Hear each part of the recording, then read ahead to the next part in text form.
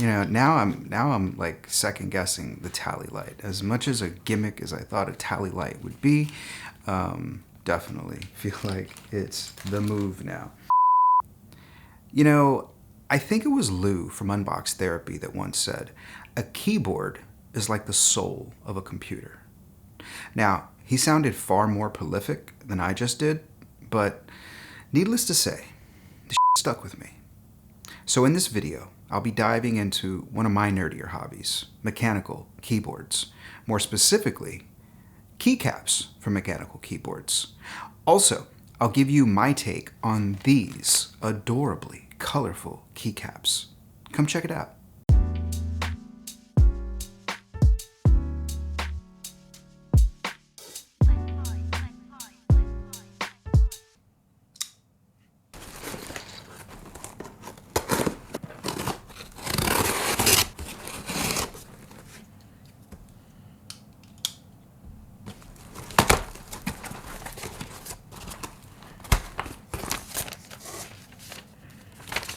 All right, looks like all my stuff is in there.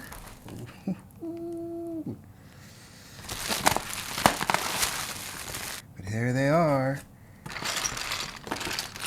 Ooh-wee. So, as I had mentioned, mechanical keyboards are one of my nerdier pleasures in life. The mechanical keyboard hobby as a whole speaks to my internal need to kind of make my own. But before I take you through the weeds and down a rabbit hole to detail the minutiae of mechanical keyboards, I'll show you what I'm working with. So, my daily driver is the Royal Kludge RK84. It boasts a 75% layout, and if that makes no sense to you, pretty much it means that it has a smaller footprint on your desk, and that's achieved by removing some of the keys and kind of squishing everything together. Now, I prefer the 75% layout. For me, it kind of just strikes a balance between form and function.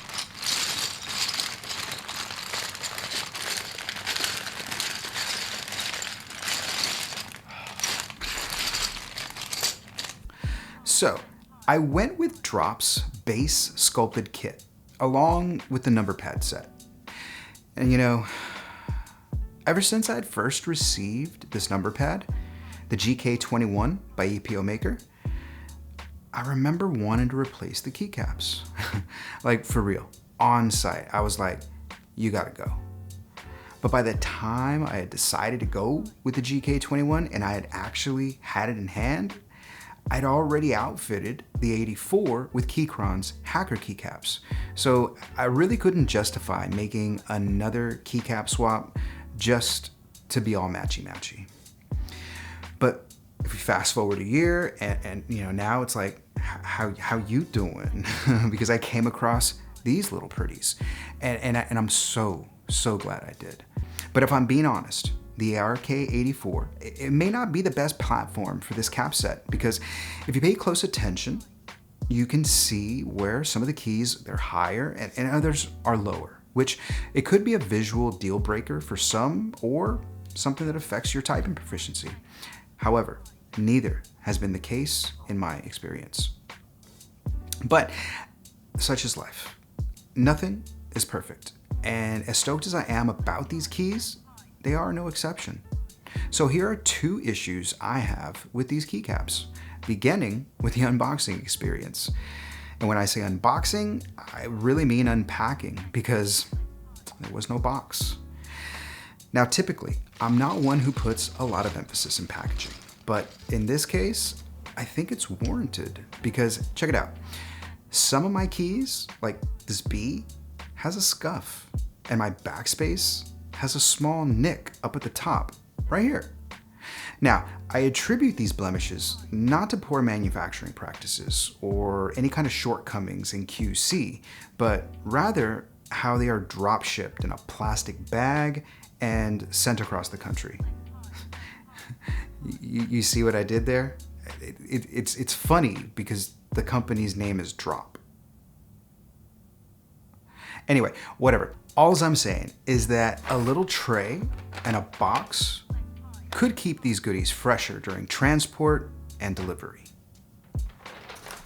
Secondly, and this is more of a subjective con, so feel free to disagree with me in the comments below, but I wish there were more Mac-specific keys, and here's why.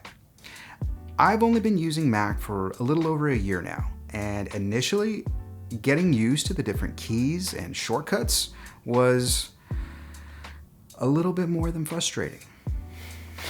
And that's why continuity between OE Mac keyboard legends and the aftermarket ones would make for a more seamless transition, whether you're working on your MacBook or on your mechanical keyboard. But outside of the packaging shortcomings and the cheeky modifiers, I'll say that the SA profile has been an absolute joy to type with. Like, I won't say it's made me a better typist, but nor can I say I've had any kind of learning curve or funky acclimation period. So, in closing, kind of wrapping up my review on the Drop and Coco Breas hand debates, I'll say that I adore the aesthetics of these keycaps, and I adore them for all their quirkiness and unassuming thoughtfulness. And you know, equally important as all that other the noise these things make, I mean, oh, mwah, chef kiss.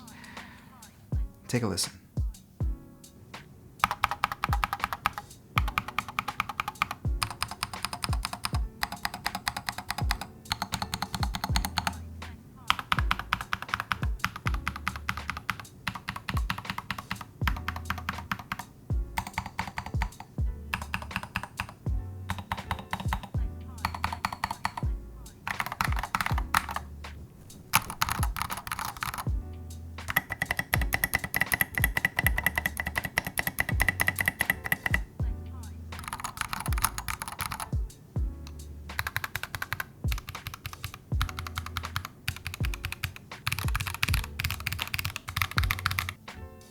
They absolutely knock. It's a beautiful thing. So if you've managed to make it to this point in the video, kudos to you. Thanks for clicking, and until next time, take care.